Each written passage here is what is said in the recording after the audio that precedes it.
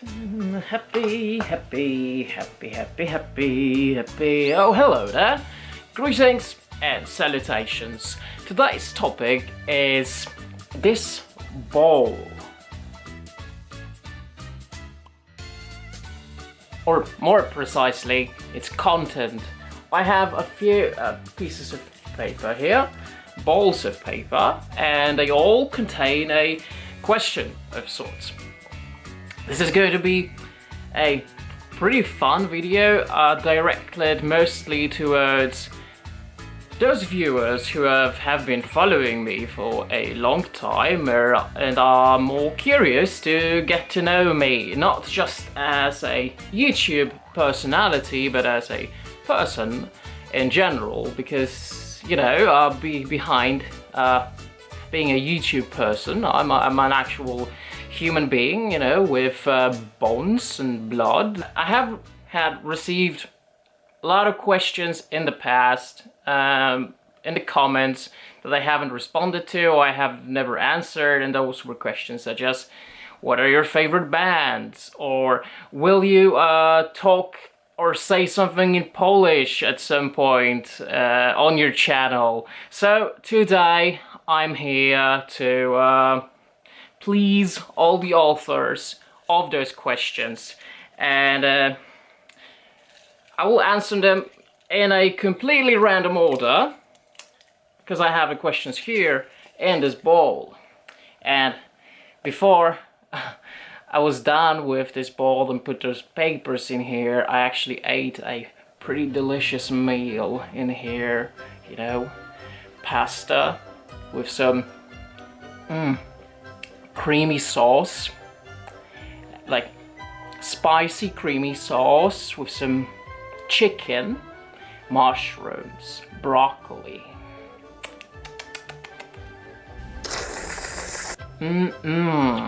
Are you getting hungry yet?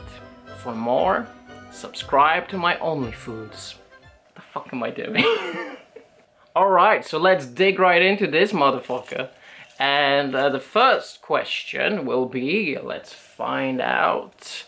I'm kind of curious myself, even though I wrote them all down, so I know it's in there, but I still don't know what the first question will be. My favorite dishes. What a coincidence! I was just talking about food. There is no such thing as a coincidence. I'm a huge fan of Japanese cuisine. I eat a lot of Japanese food, and I cook a lot of Japanese food. My favorite Japanese dishes include, of course, okonomiyaki, which is my absolute number one dish in the whole world, actually. It's a pancake of sorts, a very savory pancake with cabbage and dry fish flakes known as bonito, with some okonomi sauce and mayonnaise on top. It's absolutely delicious. I love it. Normally it's eaten with bacon, but I don't eat bacon, so usually I just eat it just with cabbage and dry fish. There are two variants of this dish. You can eat okonomiyaki in Osaka style or Hiroshima style. Those are like two types of okonomiyaki. And I prefer the Osaka style. This is the one I usually eat. And we had a place in Oslo that was actually serving okonomiyaki. I don't think they do anymore, or maybe they do. I don't know. I haven't been there in years. But I started making it at home, and I actually prefer eating it at home, to be honest. I can make much more. I can make like 5-6 of them out of one batch, which you actually get more food for less money.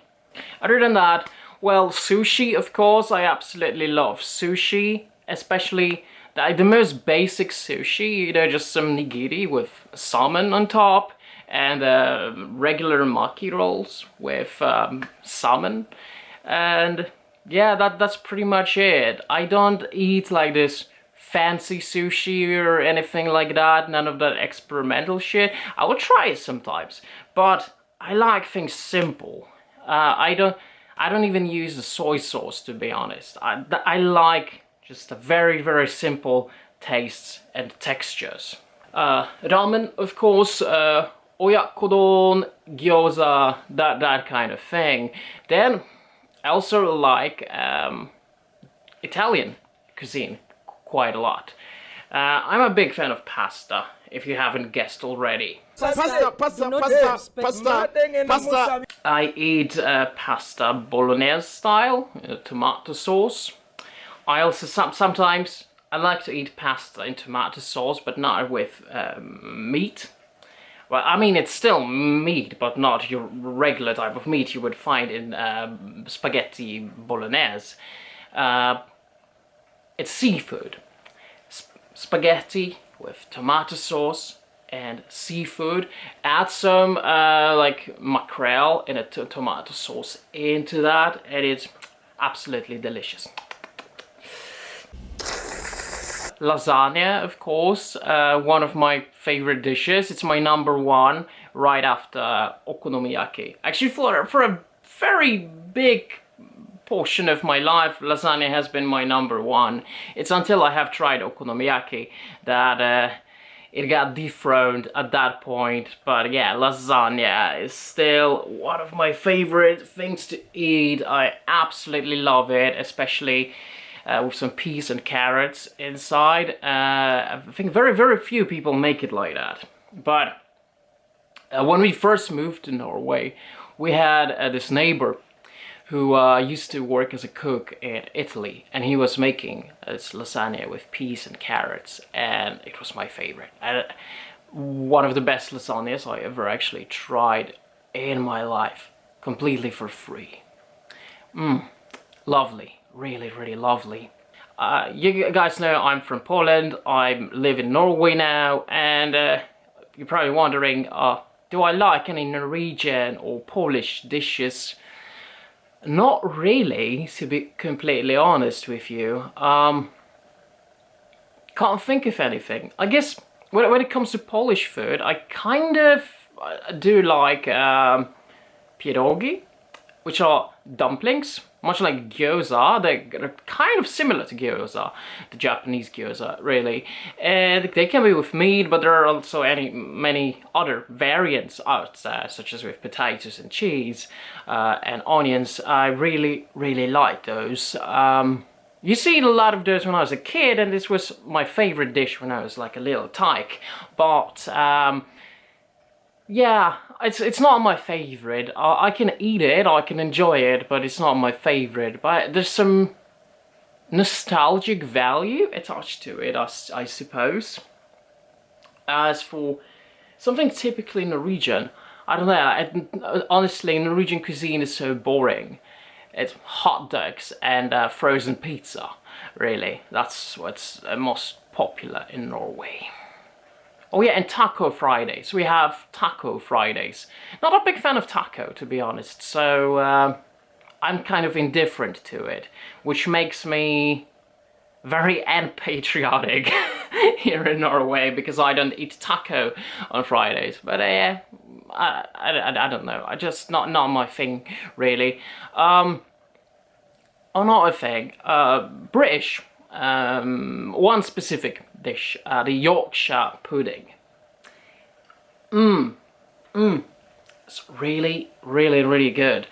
I make it sometimes. Every now and then I'll use my oven to make some Yorkshire pudding. Delicious. Okay, so here we go. Next question. Oh, one fell off, so I guess we'll answer that one. Let's see what's in here. Let's see what's in here. Come on.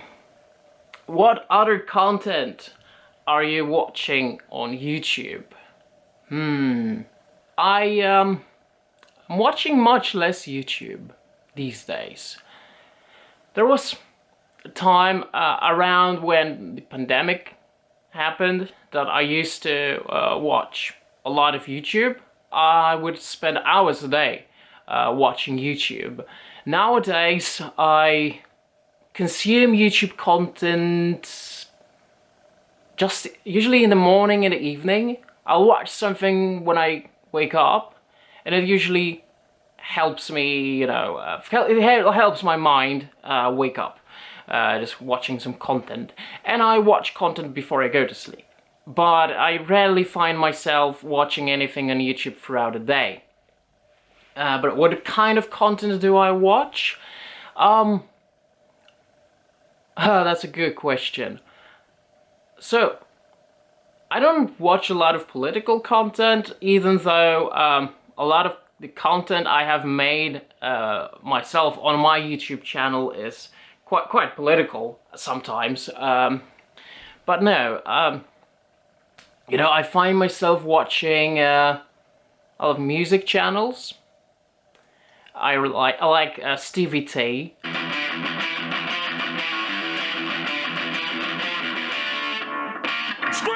They're kind of low down. What? Okay, Rolling Stone is claiming that her alone is better than both of them? As anything related to guitars, really. Stevie T, Rob Scallion, Jared Dimes, stuff like that. I love those guys, especially Stevie T. I really like his style of humor. I love what he's doing with his channel. I think it's one of the most entertaining channels on YouTube, to be completely honest. And I think it can be fun even for people who are not guitar nerds like me. But if you have any interest in music or anything, and not even all of his videos are about music, sometimes it's just funny stuff. He has a lot of those misheard lyrics and oft translations, stuff like that.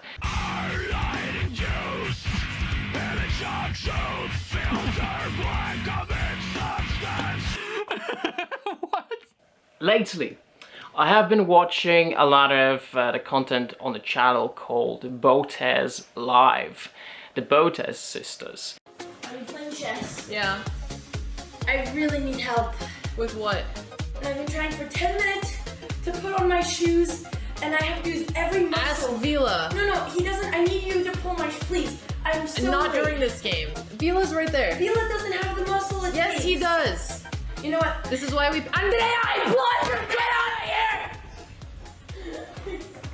Andrea! And I'm a big fan of Alexandra Botez, who's a professional chess player. And I'm not good at chess personally. I'm a very casual chess player. But I always find myself supporting women in fields or areas that are very male dominated. And I wish Alexandra was like the highest possible success in her chess career.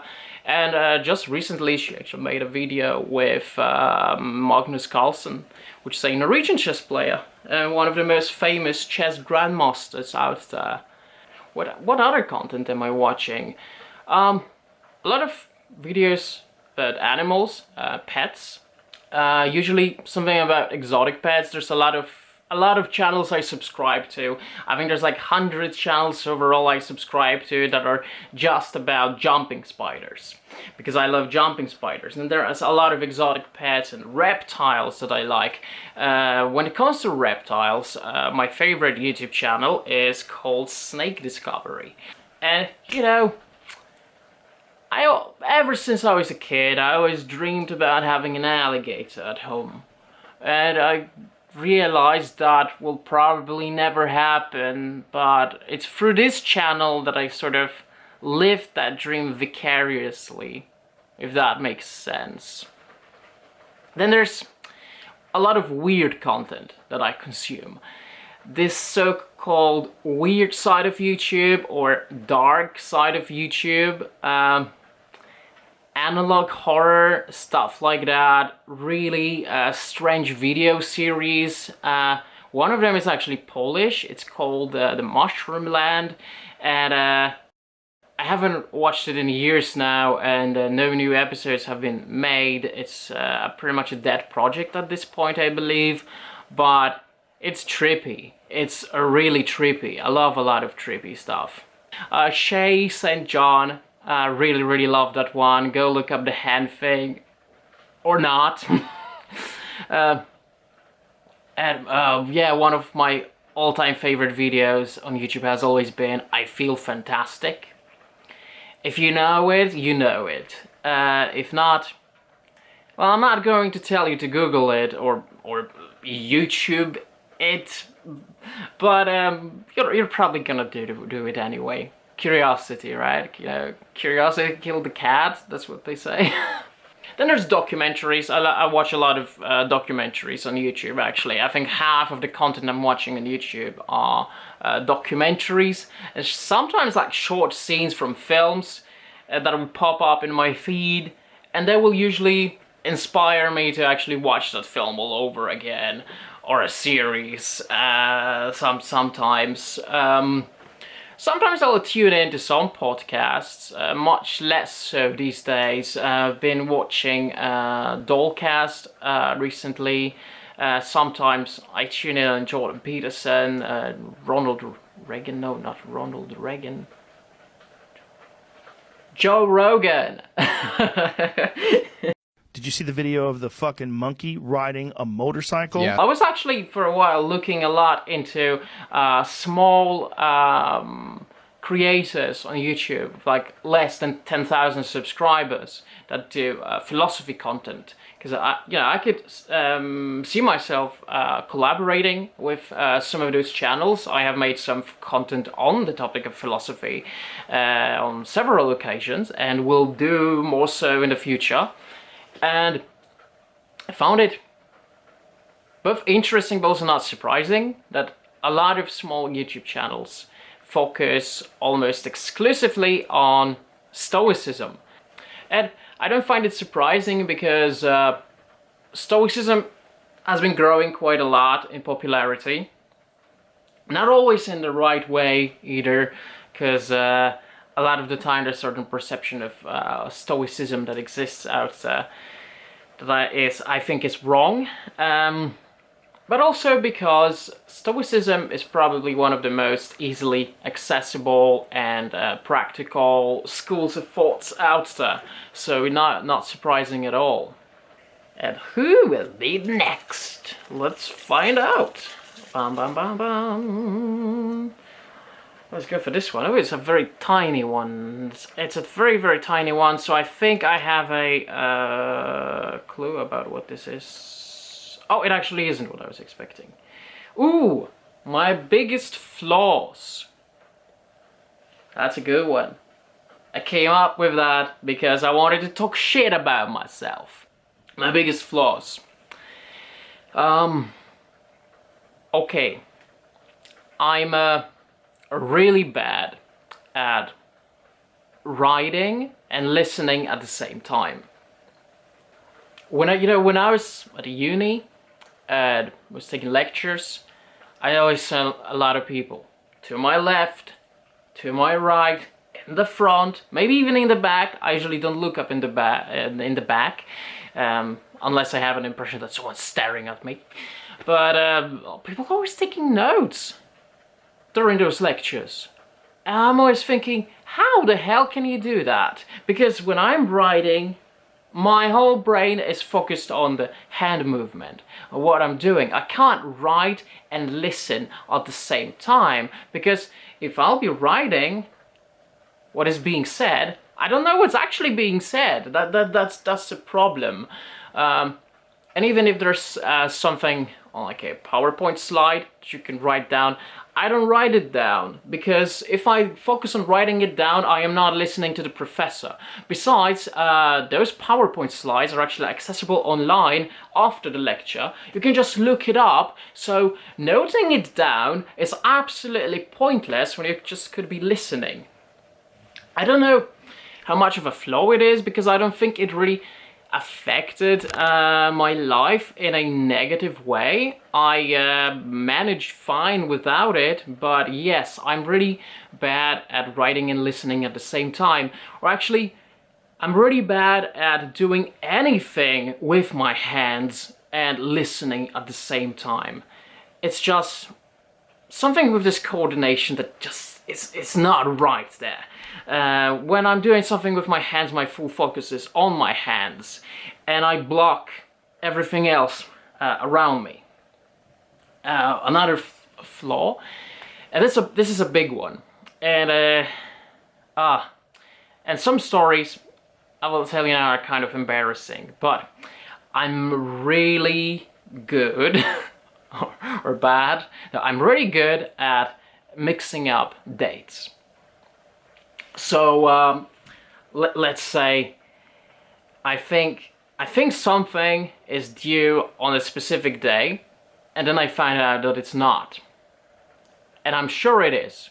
And you might be thinking, oh, this is a problem that can be easily solved if you just organize it and if you write it down. Yeah, I do that, man. It's just that I write down wrong dates because I'm sure that it was on that date.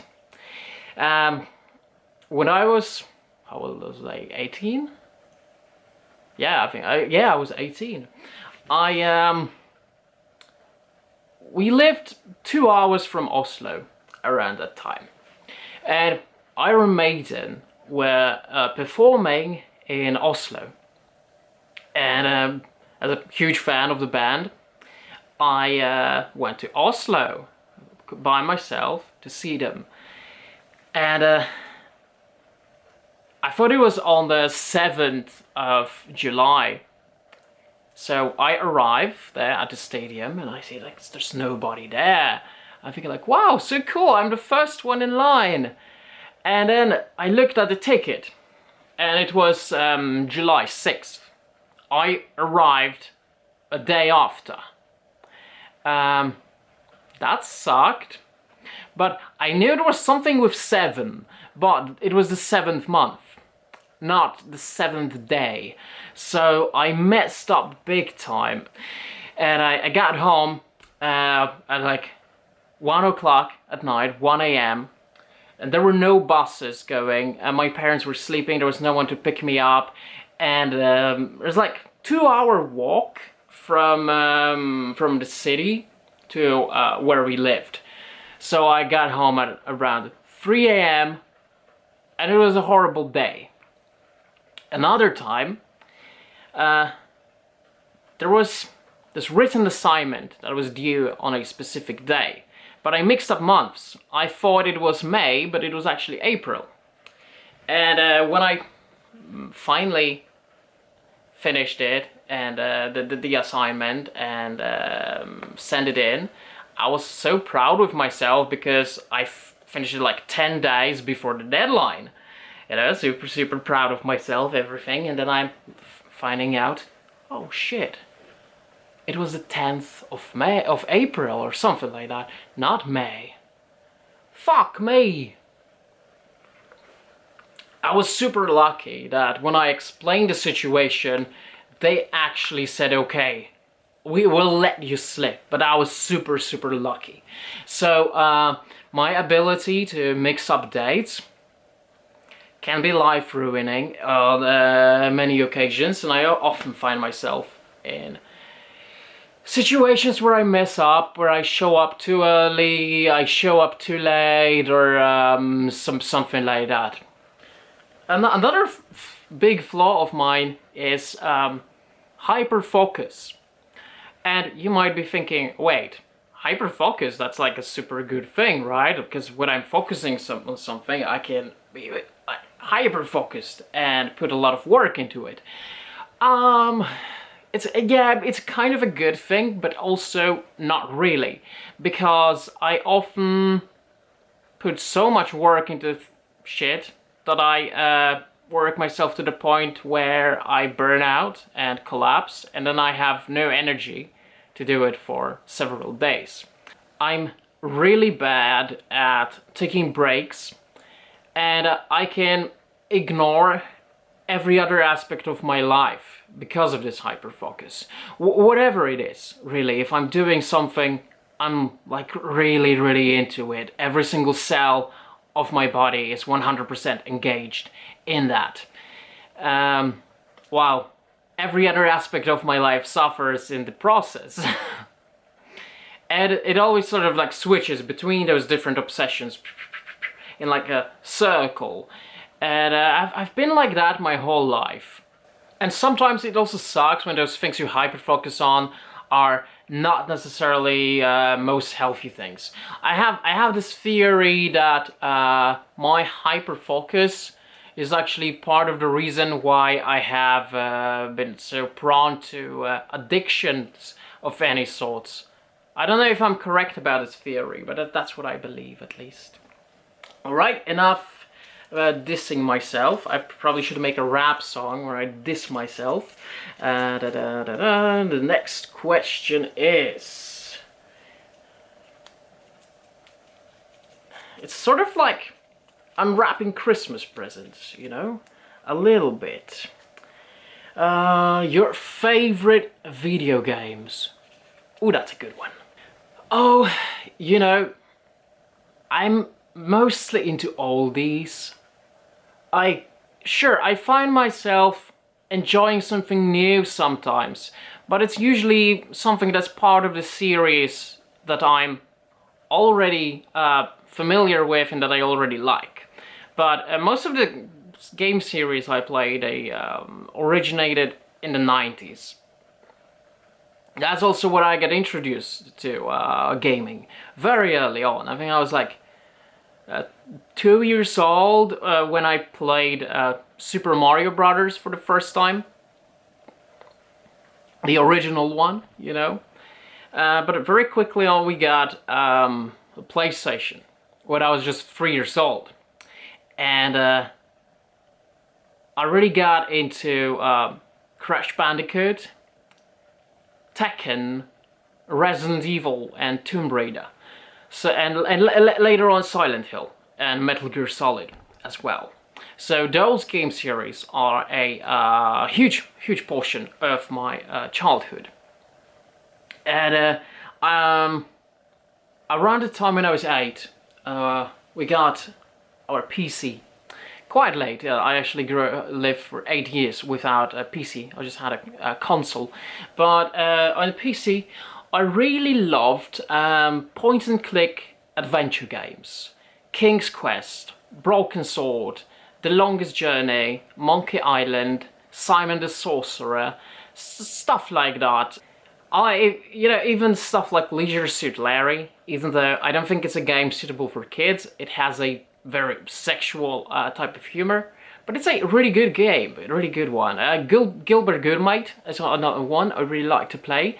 I play a lot of point-and-click adventures games to this day, even though it's a dead genre, really. Like nobody... Yeah, sure, there are a few.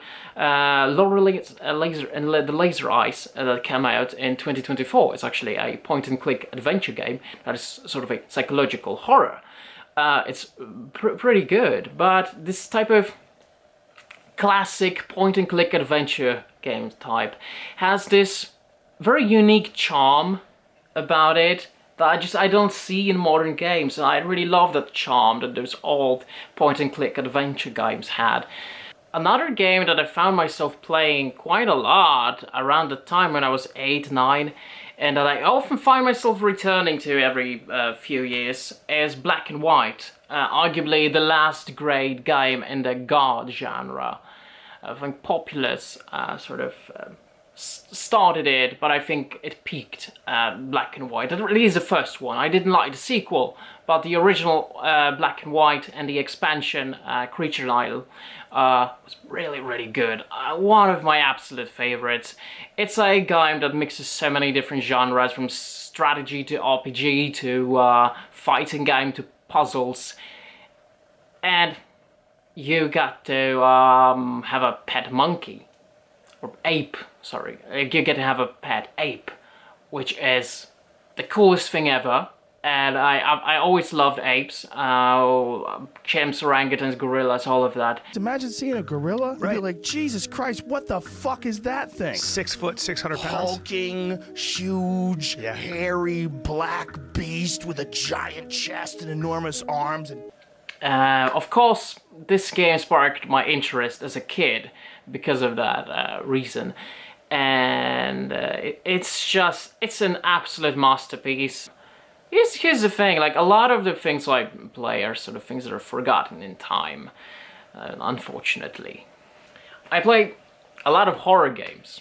So I mentioned Resident Evil and Silent Hill. Silent Hill is my absolute favorite, even though I think these days the Resident Evil series is actually going stronger than Silent Hill. Although Silent Hill 2 Remake looks pretty good, I still haven't played it. I will at some point. It's just sometimes it can be hard to find time to play games, especially new games, really. Like other horror games I really liked. Parasite Eve is a turn-based horror game. Obscure, Forbidden Siren, stuff like that.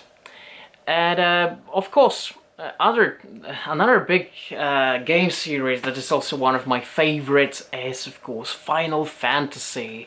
Final Fantasy 7, 8, 6, and 15 being my personal favorites in the series. Okay, I think Final Fantasy 10 is also pretty good.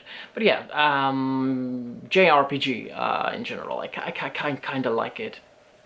As for the newer game series, I think if you watch some of my other videos, you might know, because I praised this series on a couple of occasions. It's Like a Dragon / Yakuza. Absolute masterpiece. The brilliance of storytelling is beautiful.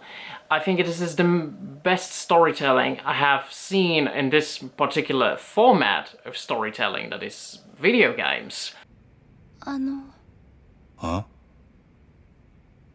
あなたは目どうしたの？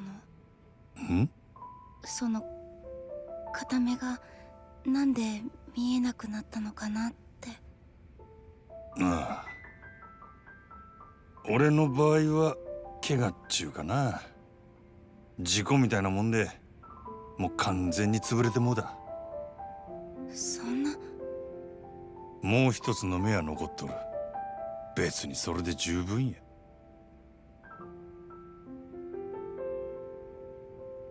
かわいそう。な？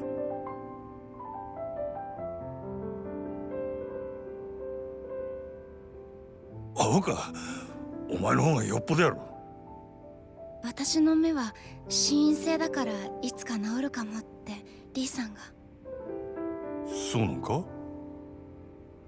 なら望みはまだあるっちゅうことやな。よかったやないか。でもあなたの目は。もう慣れとる。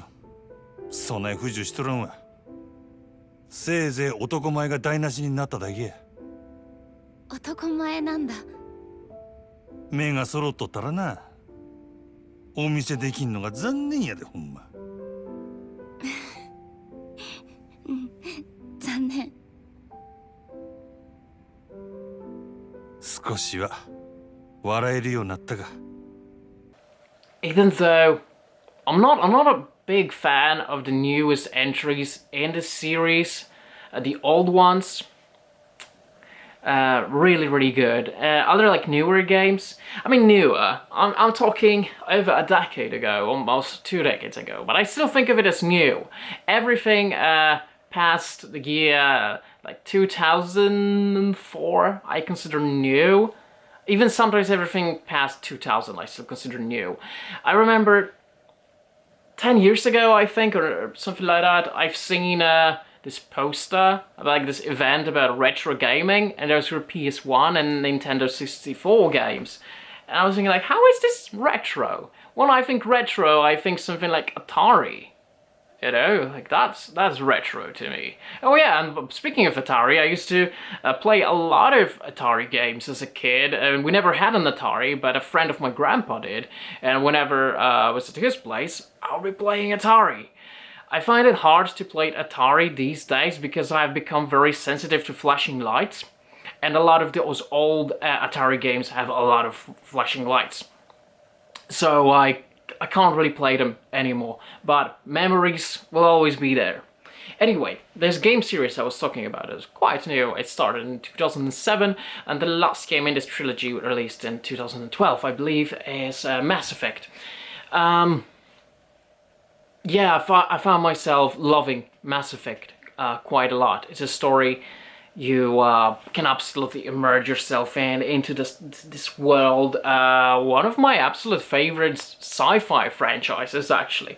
I wasn't expecting to like it this much, but oh, it definitely grew in me. But enough about that, let's go for the next one, shall we? What will the next one be? Da-da-da-da.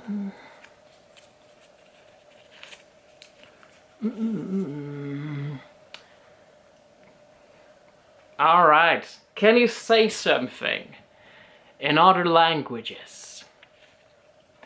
Yes, I can, and it's your lucky day. Let's start with Norwegian. Men jeg har bodd i Norge i 16 år nå, som er halvparten av livet mitt, som har tilbrakt her. På dette tidspunktet så føles Norge som hjem. Ikke noe mer, ikke noe mindre. Og selv om jeg bor i Oslo, hjertet mitt befinner seg definitivt i Telemark. Jeg synes ikke norsk var så vanskelig å lære, egentlig. Jeg kunne forstå litt tysk, jeg kunne snakke engelsk, så norsk bare kom helt naturlig. Det er positivt som jeg kunne norsk, er at du kan kommunisere med folk fra Sverige. Alright, that was it. Now it's time for Polish. Polski jest językiem, którego używałem od bardzo długiego czasu, praktycznie zanim skończyłem pierwszy rok życia. Ciężko jest nie mówić po polsku, skoro urodziłem się w Polsce i cały czas słyszałem, jak ludzie wokół mnie mówią po polsku. W tej chwili rzadko mówię po polsku, na ogół rozmawiam po polsku tylko z moimi rodzicami, ale myślę, że chociaż mieszkam tu od 16 lat, w pełni języka na pewno nie zapomniałem. Ciągle umiem mówić po polsku, wszystko rozumiem. Czasami są słowa, których nie wiem jak powiedzieć, nie potrafię znaleźć odpowiednich słów, ale w większości prostych konwersacjach, w większości normalnych konwersacjach potrafię spokojnie się dogadać. Tylko na tematy jak polityka czy filozofia nie za bardzo umiem mówić po polsku, ponieważ są to tematy, do których przyzwyczaiłem się rozmawiać po angielsku i norwesku. Let's get over to the next question in this bowl. And that is, so here's another small one. Or actually, you know what, maybe it's not small. I just wrapped it, so it looks very, very small. My favorite books. Oh, I was waiting for this one. So, I don't read that much fiction these days. And it's pretty much, you know, like with games. Like, I don't usually play new games. I also, a lot of the time, don't read new books. 90% of the time I find myself reading non-fiction. Mostly philosophy, history, stuff like that. That's what interests me.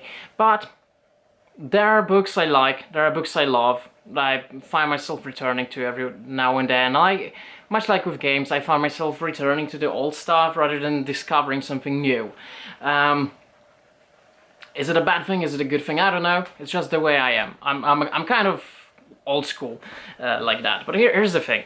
I'm going to focus only on fiction this time, because when it comes to non-fiction and philosophy, I have talked a lot about it on this channel, but I don't think I ever actually talked about my favorite fiction book, prose. So yeah, here's time for that now. I really like dystopian literature. Brave New World by Aldous Huxley, and of course 1984 by George Orwell. I love those books, honestly. I think there's just so many parallels to see with modern society. And I would argue that our society has actually more in common with Brave New World than 1984. But I think there's a risk of things actually going in the 1984 direction now.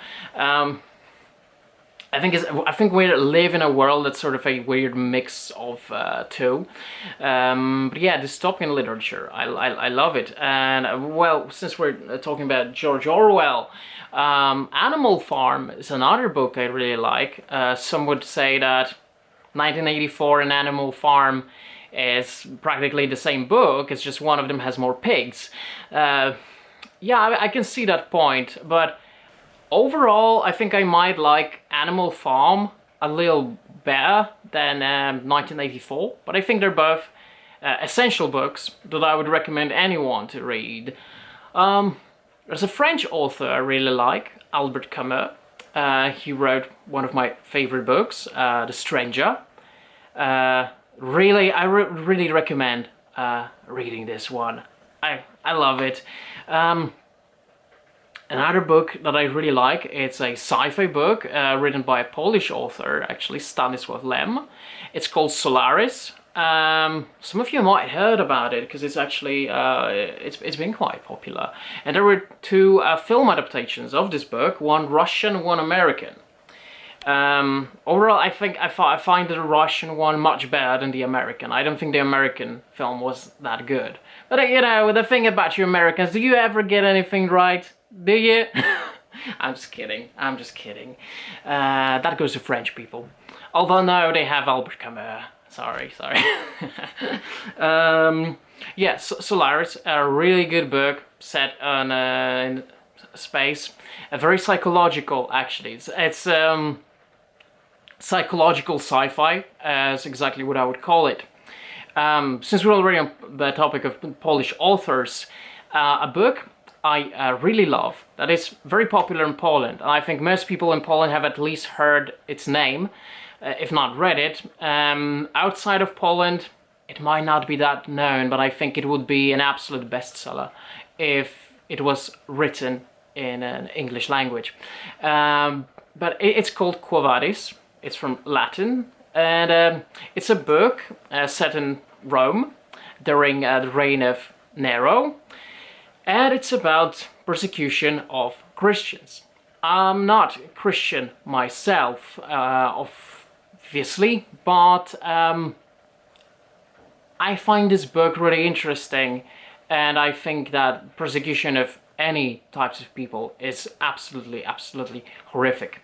It's a great book I would really recommend, and I don't know, maybe a lot of you haven't heard of it specifically because it's Polish, but it's a really good book. I'd say it's one of the best Polish books out there. It's Quo Vadis and Solaris. These are the two books I would definitely recommend. Other books I really like, Lord of the Flies. Yeah, that's a really good examination of human nature, I think. Maybe not exactly completely accurate, but I think it delves into that darker aspect of human nature and instincts. You know, I also I like Shakespeare, especially Hamlet by Shakespeare, my favorite one. Other books I really like, Paradise Lost. I think Paradise Lost is a classic, worth reading. And if we go to the ancient times, I like Homer, Iliad more specifically. Odyssey never appealed to me as much, but Iliad is really good. And other ones like the books, stories written in ancient times. Gilgamesh. Gilgamesh is awesome, worth reading. What else do I like? Don Quixote. Don Quixote is another classic that I think is worth reading. It's not ancient, of course, but it's a classic. It's a classic worth reading. Other than that, I found myself enjoying some Stephen King novels sometimes. The Shining and The Green Mile, most specifically. I actually watched the films before I read the books, but the books are pretty good. I think a lot of Stephen King's books are trash, to be completely honest. There's a lot of I touched upon that I just didn't want to continue reading because they didn't appeal to me. But those two books, The Shining and The Green Mile, are absolutely amazing. Okay, how many do we have left here? Just 3. So let's see which one. Oh, one fell off, so I guess that's the one we're going for. Oh, perfect. I think this one goes absolutely perfectly with the last question. What's my favorite films? Ooh, now that's one of my favorite topics to talk about. Shit. Where should we start? You know what? I think I'll go chronologically by decades. Well, not perfectly chronologically. I think that there will be some difference. But let's start with like old films, classics, black and white films. There are so many I love.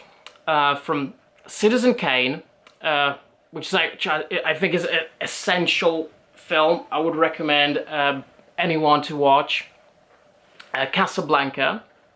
Another great film. Freaks. You know, a lot of horrors from like this early days of cinema. Frankenstein, Nosferatu, stuff like that. I love it. And then later on, Eyes Without a Face is a great horror flick. And when we get to the 60s, one of my favorite films was made there, Rosemary's Baby. And not a big fan of Roman Polanski, to be completely honest. I think he, you know, he's not a good person. I think we can all agree on that, but I also believe in separating the art from the artist. So I still think that Rosemary's Baby is an absolute masterpiece. I love how subtle this film is and how disturbing it is, and how it depicts gaslighting and manipulation, all of that. Just an amazing film, through and through. Then we get to the 70s, and there's a lot of films from the 70s I love. The Exorcist, another horror classic. There's going to be a lot of horror films here, obviously. Another one of my favorite films was actually made in the 70s, Eraserhead.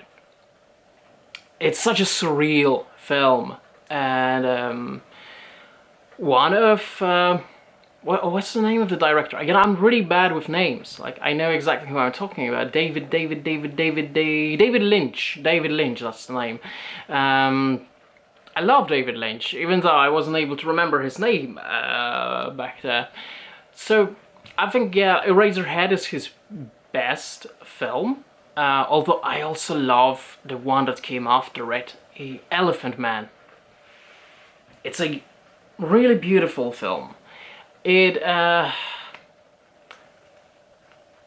touches you on a very emotional level, actually. At least that was in my case. And sometimes, you know, I don't know which one I like more, Eraserhead or the Elephant Man. I like Eraserhead more for it being so surreal, artistic, and symbolic in many ways. The themes it explores. Whereas I like the Elephant Man more for just how beautiful and emotional that film is. In a way that just doesn't do it over the top, you know? It feels like this everyday emotion, really. Brilliant film.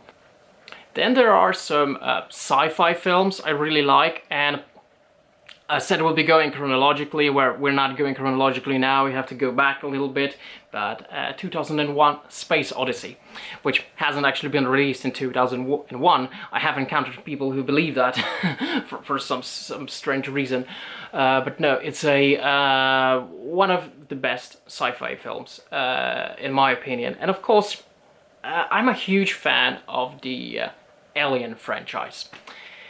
And my opinion might be quite controversial, but I think that Alien 3 is the best of the best in the whole series, really. And I know a lot of people hate it because it's just so different from the previous film, which had this happy-go-lucky ending and all of that. And Alien 3 is really depressive and oppressive, but it's precisely that's why I love it. There's this sense of hopelessness, but also trying to do the right thing in when facing your inevitable end, sort of, which has always appealed to me since I was a kid. And there's like so many themes in Alien 3 that I really love. Yeah, it's my favorite, what can I say? And I also think that it's the one out of all the Alien films that feels most human. I loved interactions between Ripley and what is his name? So yeah, I'm really bad with names. The doctor that was working at that prison. I remember Ripley, I remember Ellen Ripley, that counts for something, right? Terminator 1 and 2, pretty good films, but actually one of my favorite films, made in the early 90s, in 1990 to be precise, and this is my favorite film of all time. It's Jacob's Ladder. A lot of the time, when I'm trying to recommend this film to other people, I say simply it's psychological horror. And then they start watching it and they tell me that's not a horror. That's not a horror. And the thing is, like, you know, horror doesn't have to be bloody and have jump scares at every single corner. That's a really cheap way to make horror. And now real horror is supposed to drill itself into your head. I think it plays on our psychological fears and our uncertainty, confusion. And I think that Jacob's Ladder does a great job at that. And on top of that, it is also a beautiful film that will make you feel something. And I think a lot of people who make horror films forget that actually horror is more effective when you also add this emotional element to it.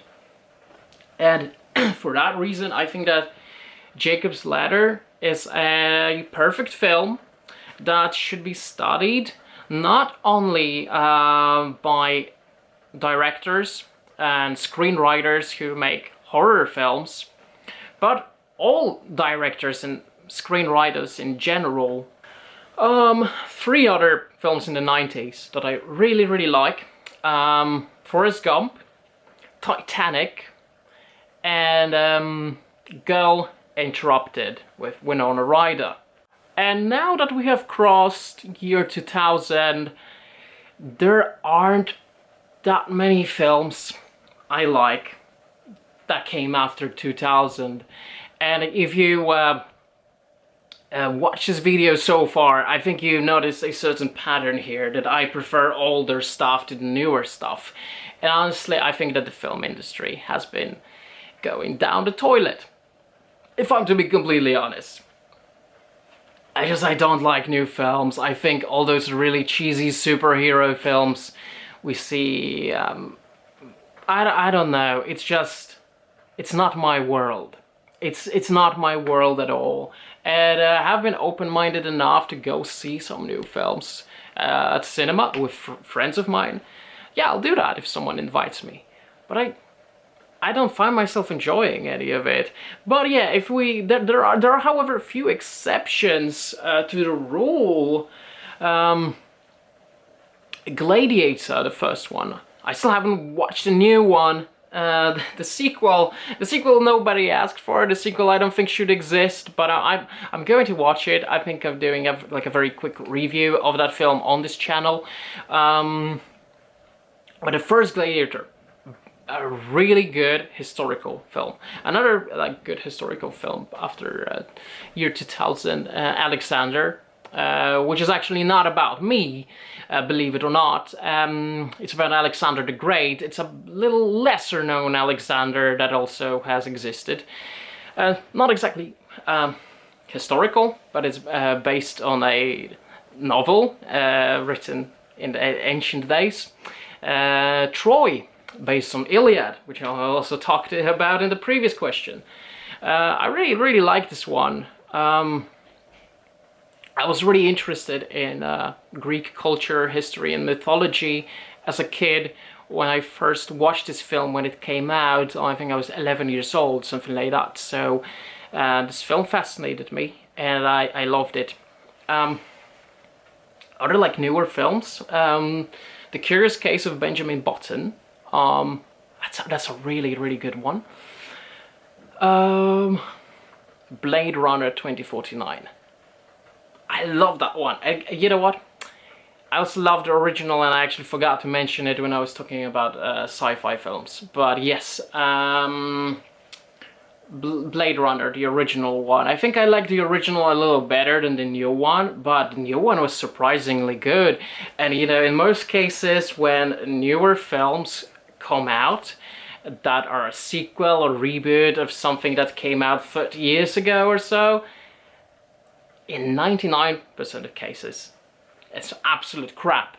So that's what I was expecting. And so when I found myself enjoying Blade Runner 2049 so much, I was like, wow, for real? Damn, now that's one of those few films in the last 2 decades that I think were good. Possum from 2018, another psychological horror about trauma this time, which is... And as someone who has also struggled with trauma and struggles with trauma to this day, it's a film that's sort of personal to me. It can be difficult to watch to many people for very same reasons why Eraserhead can be difficult to watch for some people. There's very little dialogue and the film is very slow. But I think if you like Eraserhead, you're probably going to like Possum, unless you're really scared of spiders. Then you might not have such a good time. But then again, it's horror. Horror is supposed to scare you. So what's the problem with that, right? Alright. And, you know, it's not a film, but a series, but I'm a huge fan of Dexter. At least the first 5 seasons. And you know what? I actually also liked the new one, Original Sin. I think it was refreshing. It's been a long time since we had a really pretty good season of Dexter, which I was super happy about, even though I don't think Original Sin was perfect. I think there are some flaws and issues with that series, but overall, yeah, I enjoyed it. And this might be a hint, but in near future, I might make a video that might or might not have anything to do with Dexter.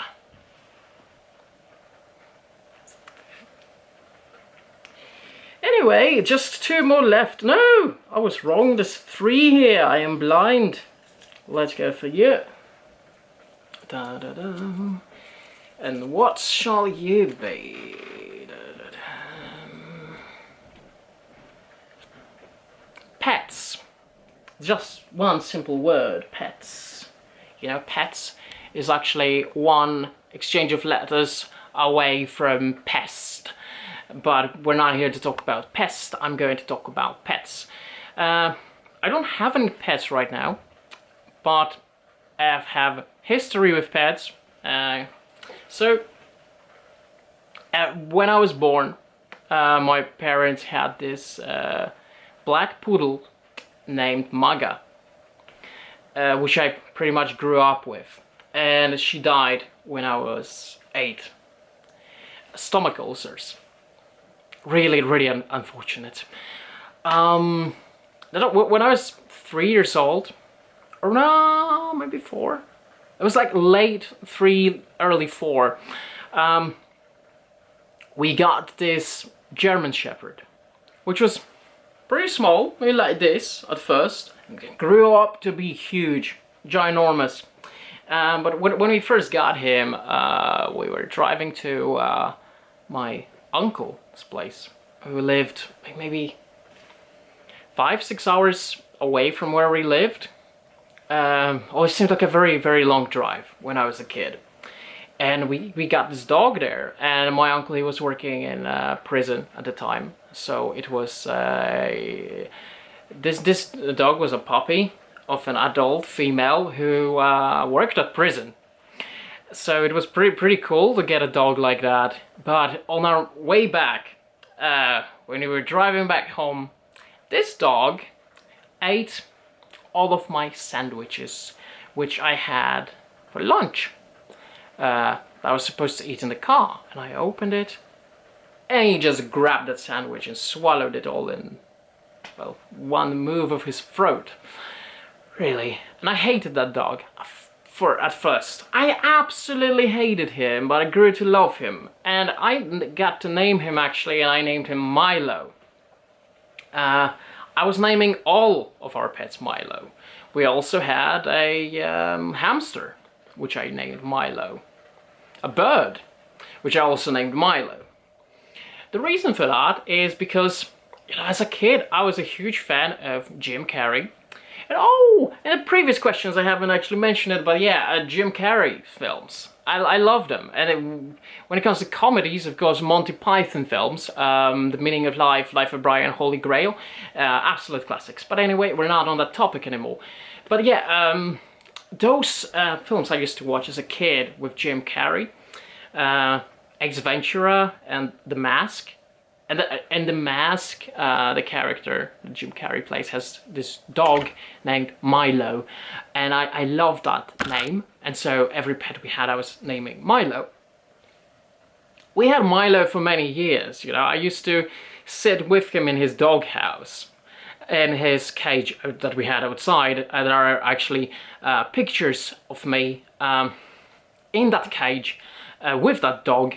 Because it's just such a wholesome picture of me sitting with a dog in a cage. He died when I was 14, I believe, yeah. It was a very rare disease. Basically, his flesh started to rot alive. It was sort of like a rotting zombie. And you might be thinking, I'm making this shit up. I swear, I am not making it up. The whole place was stinking so badly. They even advised us not to go anywhere near him, and they actually had to put him down.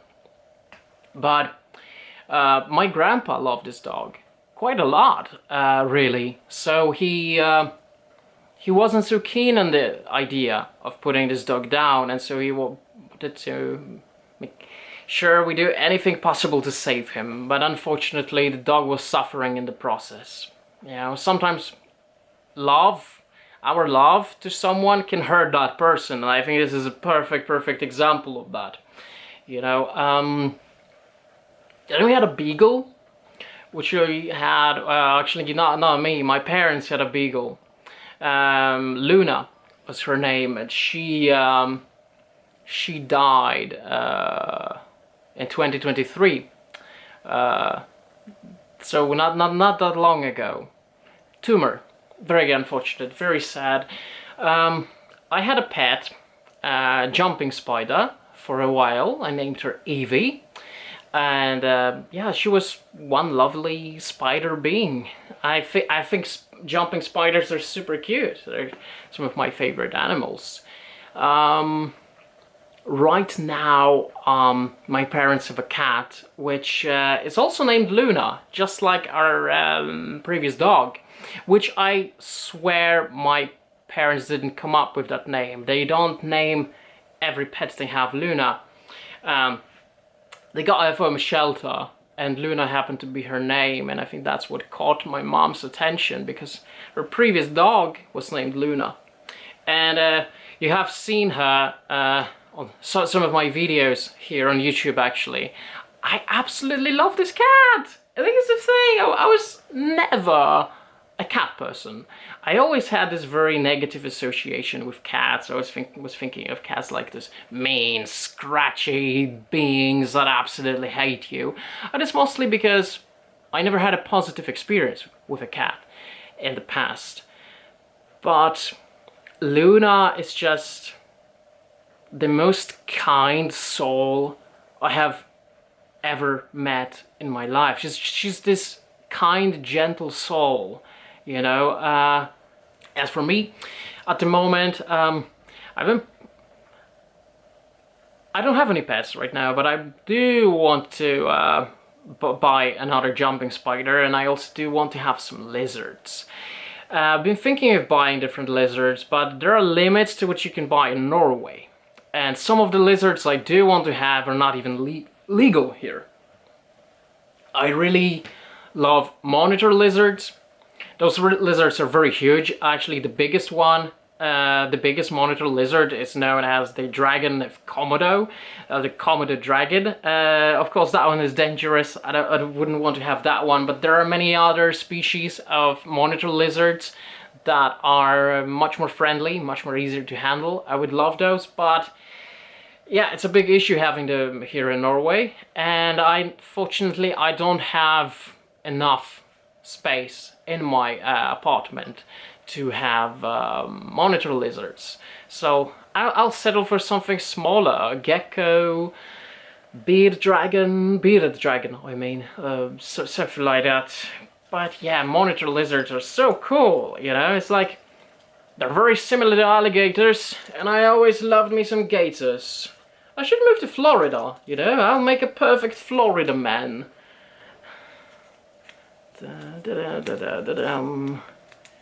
And what might you be? Your favorite bands and artists? Yeah, this is a question I was waiting for. I was hoping it would come much earlier than that. You know, I listen to a lot of music. Music is a big portion of my life, and partially because I make music, partially because I play guitar and a little bit of piano and bass and drums.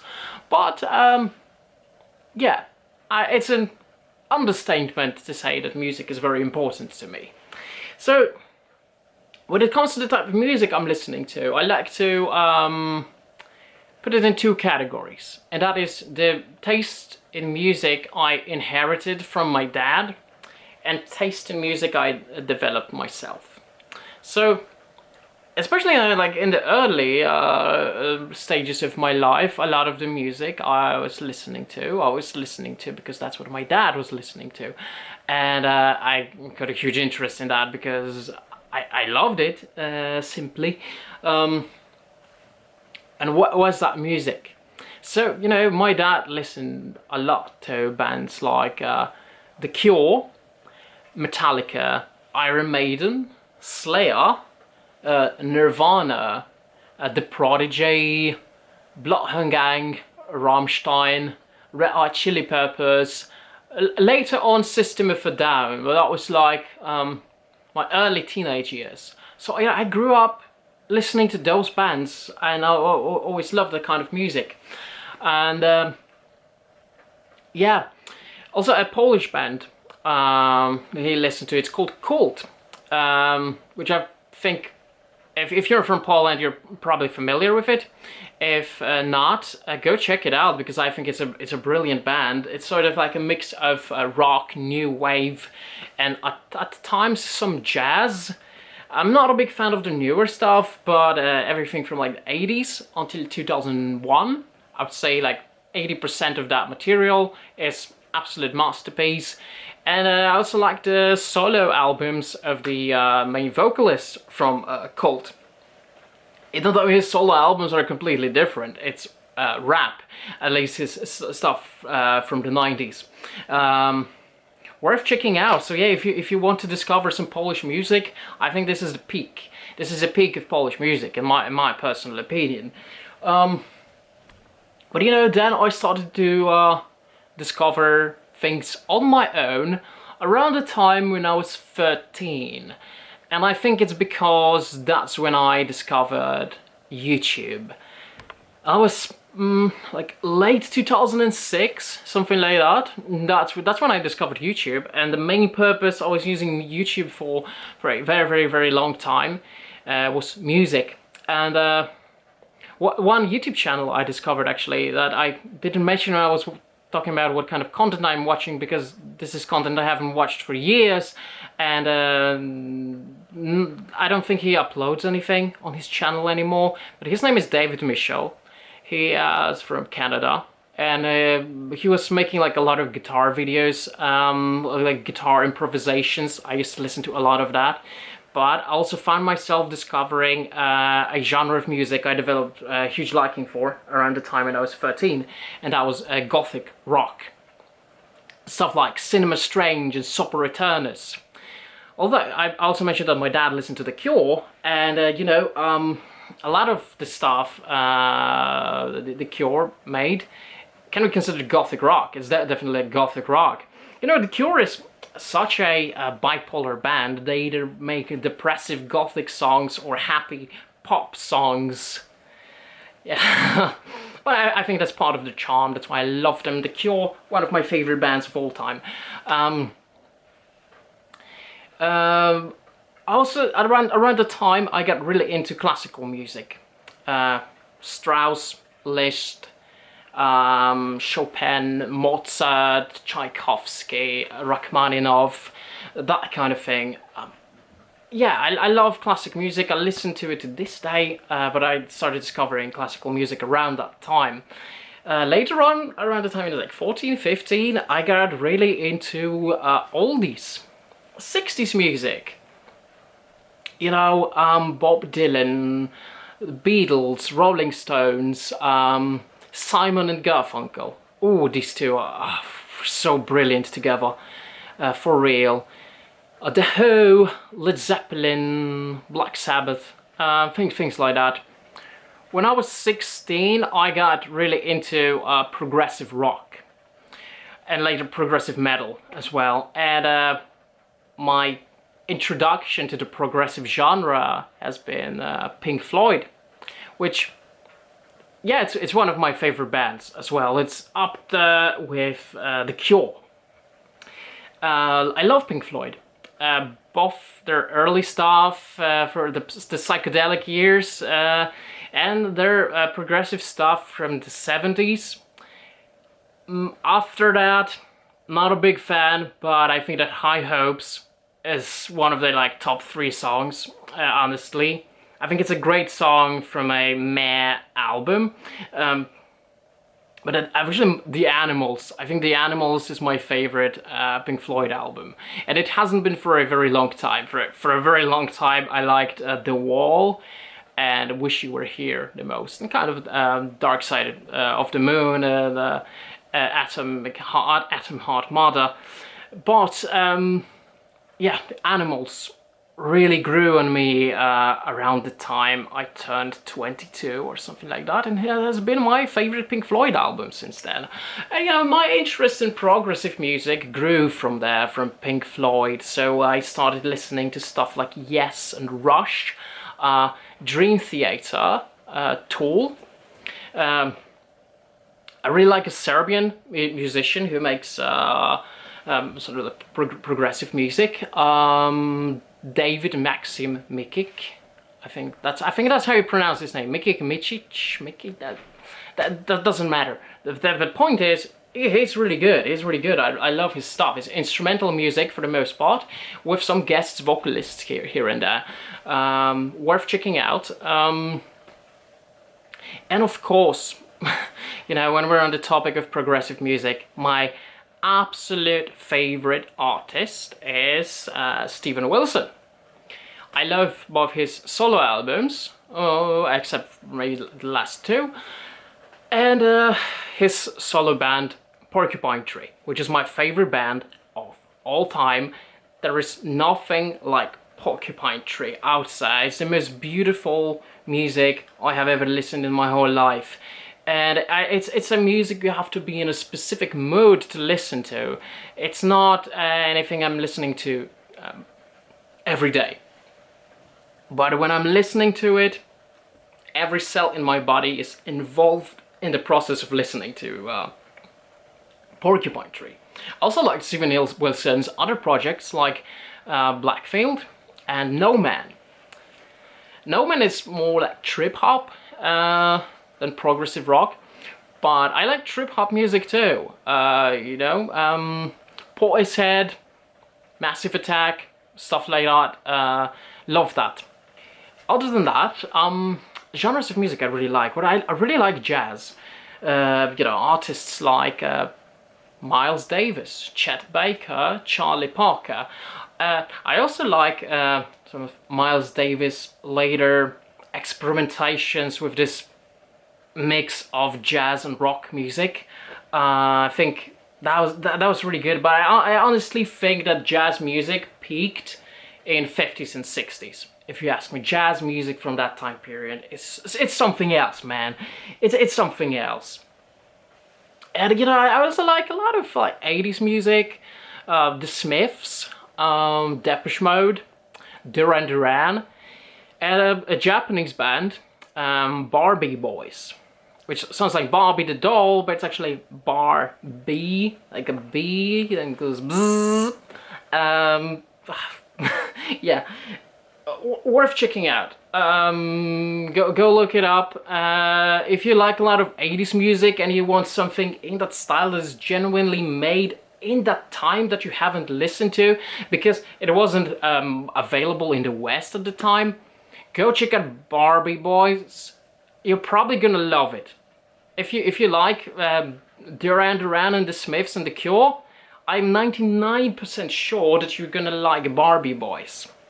And later on I got into rap and hip-hop music. I never liked it as a kid, to be honest, but I got into it later in life. Mostly, I like old stuff. I like Wu-Tang Clan. I like Beastie Boys, NWA, Africa Bambaataa, stuff like that. I think Beastie Boys are actually my favorite because they're a very, very eclectic band, to be honest. And I wouldn't even classify them as your typical hip-hop group, because they mix so many different genres with like rock and punk and jazz fusion, and it's actually their jazz fusion stuff that is my favorite. That's why actually my favorite Beastie Boys album is their instrumental album from 2007, The Mix-Up. It's that kind of music I'm really drawn to a lot of the time, so I love it. And what else do I listen to? How could I forget? David Bowie, another one of my like top favorite artists. I love especially his stuff from the 70s. It's like every album is pure platinum, in my opinion. Kate Bush. I love Kate Bush quite a lot, and you know, sometimes I find myself listening to stuff like Spice Girls even. As for newer music, I really like 21 Pilots. I think that they're a very interesting band, or a duo. Not the kind of music I was expecting to like, but I actually do. I love 21 Pilots a lot, actually. And if you watch some of my previous videos where I was doing like music reviews on one specific artist, then you know I also listen to Tom MacDonald.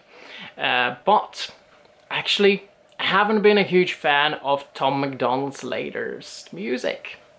I think like his music from the last year or two has been very meh, not that interesting. I prefer his oldest stuff, and I'm also not a big fan of where Tom is heading politically. I prefer Tom when he had this more reasonable position. He's like, yeah, I don't support Democrats, I don't support Republicans, I'm doing my own thing. And I'm someone like that myself who, I walk my own path. But I think Tom MacDonald sort of became a Trump simp, if I might say so. And I'm not here to talk politics, and I still appreciate Tom's older stuff. But I just can't get into his new stuff. Okay, this is the final one, so there's no point for me to do the whittly in there. I don't even remember what else was in there. I honestly thought I answered everything.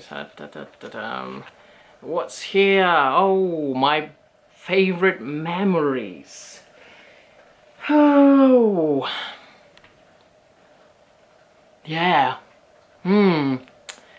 So, I talked about our dog, the German Shepherd, that we had. And how I loved sitting with him in a cage. Yeah, that's one of my favorite memories. Also, another one of my favorite memories, very early childhood, is when I used to love sit inside boxes or inside closets. Yeah, guess I was in the closet as a kid, literally. I love tight spaces, and there's just something very comforting about being in those tight spaces, you know, and just like sitting like this. I don't know why I like it. Maybe this is going to be very Freudian of me, but maybe I miss what it was like being in my mother's womb. Maybe it's like an autistic thing, I don't know. But I love tight spaces, and so a lot of my best memories are when I was inside those tight spaces. Me too, son, me too. What else? So, another childhood memory. When I was 9 years old, my grandma took me to a zoo. And, yeah, I said I really like apes. Chimps, orangutans, all that.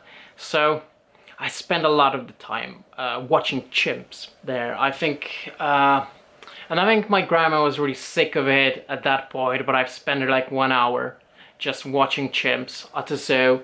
And there was like this glass separating us, and there was this baby chimp on the other side. I don't know, maybe this. It was small. It was still small. Maybe 2 years old. I don't know. And he actually pressed his hand towards the glass, and here I was on the other side, putting my hand right here, and so our hands were like touching like this. There was glass between us, so it wasn't really touching, but it was like so interesting, and our hands were like almost the same size. It's a memory I will never forget. It's a memory I will carry to the grave with me. Well, no, actually, carrying something to the grave means not telling anyone about it. So what the hell am I saying? I just told you all. So but it will live with me for the rest of my life. It's just such a beautiful memory. And next one. It's going to be quite simple, really, but I think it's just so wholesome, and I miss those days when me, my dad, and my grandma, my dad's mom, would play video games together. You know, those old school point-and-click games, trying to figure out what to do, trying to solve all those puzzles to move the narrative forward, and yeah. I miss those days, to be honest. It's strange because it both brings this element of sadness, because you know that those are old days that won't be coming back. But it also makes me happy at the same time, you know, that I had those memories, that I had this opportunity to spend such quality time with my family. Something newer though, from like my adult life. Around 2015, 2016, before I moved to Oslo, I made this great guy who I really love, who's one of my closest friends. And I used to spend every weekend at his place. Friday after work, I would go to his place and we would cook. And every weekend, we would listen to weekly Spotify lists. So we were getting those recommendation playlists, where we discovered a lot of really fun and sometimes bizarre music for those playlists. And every time we would like listen to his and mine playlists, compare them, save some of the songs and stuff like that. And wow, my god, we had so much fun just listening to music and cooking and eating.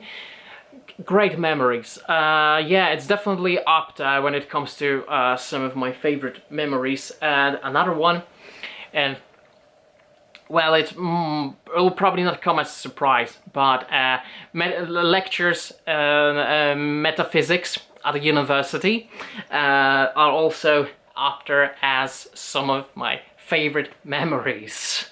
So here we are, we emptied it all. Like I always do. If I eat, I don't think I'm going to eat this. Doesn't look very appetizing, to be completely honest, but yeah, here they are, all those questions. Yeah, it was fun.